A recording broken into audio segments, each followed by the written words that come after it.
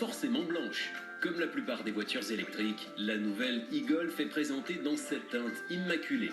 Alors je vous rassure, elle est aussi proposée en gris, mais le blanc, c'est la couleur. Zéro émission, zéro pollution. La ligne bleue, là, devant, ça, c'est la marque des voitures électriques et hybrides chez Volkswagen. e-Golf, c'est donc la voiture électrique, c'est donc la Golf électrique. On le retrouve ici, ce petit logo. Et puis on retrouve ces jantes très pleines, plus aérodynamiques. Pour le reste, vous l'avez vu, c'est une Golf comme les autres. À l'intérieur aussi, à part quelques détails. Alors, l'écran, là, derrière, est entièrement numérique, ça finit les compteurs analogiques. Et là, regardez, on a l'autonomie qui nous est annoncée à 294 km. Et bien, on va voir combien on fait. Allez, c'est parti. Silence du moteur, pas de vitesse à passer, douceur. Les premiers instants en voiture électrique sont toujours aussi apaisants. La Golf ajoute 3 modes de conduite au choix, normal avec plus de puissance, Eco ou Eco Plus, meilleur en autonomie mais moins en confort. Bon, alors 294 km, et là je m'en rends compte tout de suite, il fait chaud dans la voiture, c'est en position économie plus, c'est-à-dire la position sans la clim. Donc, on va pas être masochiste, on va se mettre en position normale, parce que la clim, là c'est nécessaire. Et tout de suite, on descend à 275 km d'autonomie, alors qu'on a fait 100 mètres, quoi. L'e-Golf est censé parcourir sans recharger 300 km selon les références NEDC, des normes théoriques quasi impossibles à atteindre. Volkswagen revendique plus raisonnablement 200 km d'autonomie. 200 km oui, mais en roulant normalement, on va voir ça. Sur autoroute, la Golf enchante. Grâce à ses 136 chevaux, elle peut atteindre 150 km/h en silence. Le confort et l'équipement technologique séduisent avec cet écran GPS de 23 cm. On est dans une vraie Golf.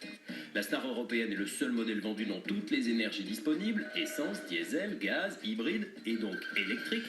Pour électrifier la voiture, des batteries ont été placées au plus bas, sous les sièges. Et ça pèse 300 kg de plus qu'une Golf essence. Et on le sent, sur route, au volant. Le comportement est pâteau, même s'il reste sûr, mais l'e-Golf n'a rien de sportif. Et rouler normalement entame sérieusement l'autonomie. Après 120 km, l'objectif des 200 devient difficile. Au lieu de rouler en mode normal, je vais rouler en mode économique. Normalement, je devrais avoir mon autonomie qui va augmenter. Là, elle passe à 81, donc je vais carrément me mettre en mode Eco Plus. Ça coupe la clim, mais ça me donne une autonomie un peu supérieure. Allez.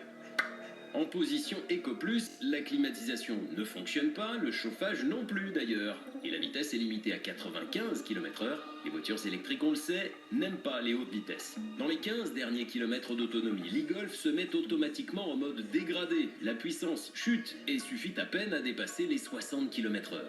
C'est sur un petit circuit que nous allons terminer ce périple. En approchant du zéro, la puissance baisse progressivement, la vitesse ne dépasse plus 30 km/h. Et 3 km après l'annonce d'une autonomie nulle. Je suis à fond, c'est incroyable, non?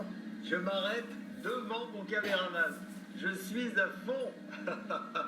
C'est terminé, il n'y a plus rien. Voilà, on est arrivé au bout. 200 km,3. Nous y voilà. 200 km et 300 mètres, le contrat est rempli pour Volkswagen.